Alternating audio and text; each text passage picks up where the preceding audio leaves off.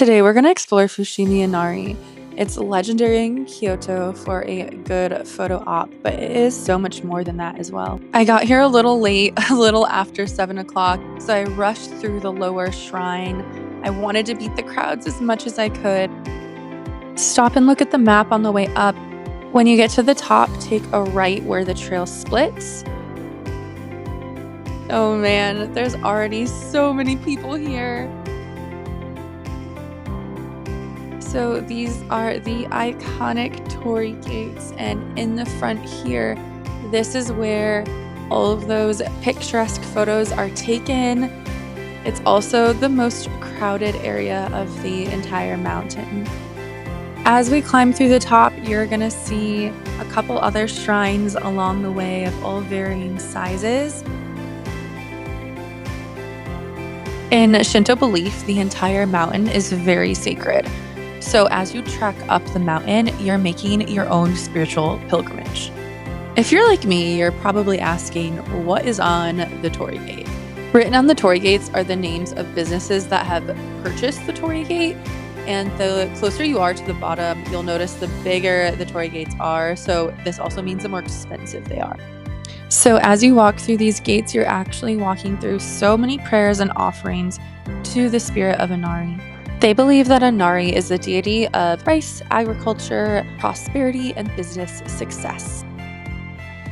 So the trail itself is about 2.5 miles round trip and 750 feet of elevation gain. It's not too bad of a trail, but I was hustling to the top to try to stay ahead of the crowds. I was honestly kind of surprised there wasn't a big viewpoint at the top. Instead, you'll see this humble shrine.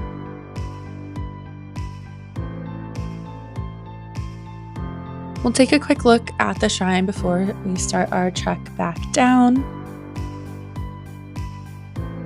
You'll notice a lot of fox statues here.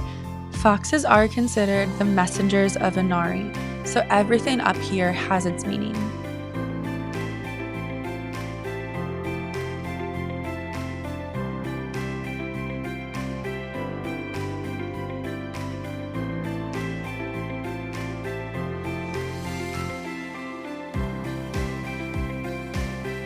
When you get to the top, you'll notice that the trail splits into left and right. If you remember correctly, we took the right side up because it's a little bit more of a gradual incline. So now we're taking the left side down to create a full loop.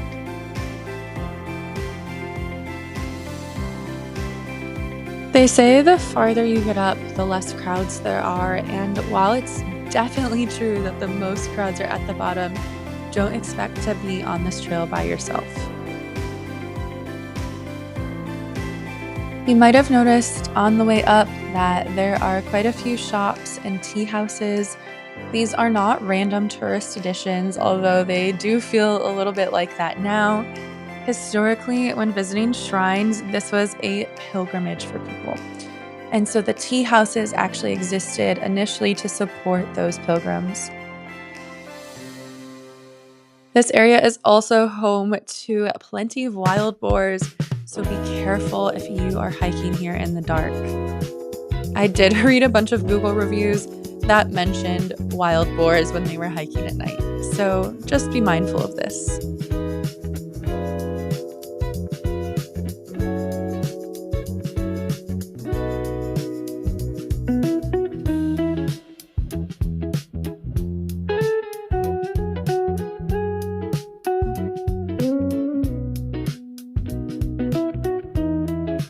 On the way down, I stopped at one of the little shops and got myself a coffee to relax and enjoy, especially since I had woken up so early to get here. This was my first cup of coffee of the day.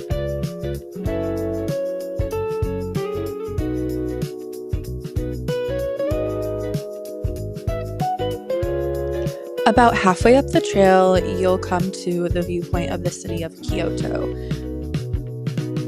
I noted that a lot of people turn around here. I didn't stop for very long on the way up because I was anticipating I'd get more of a view when I got to the top.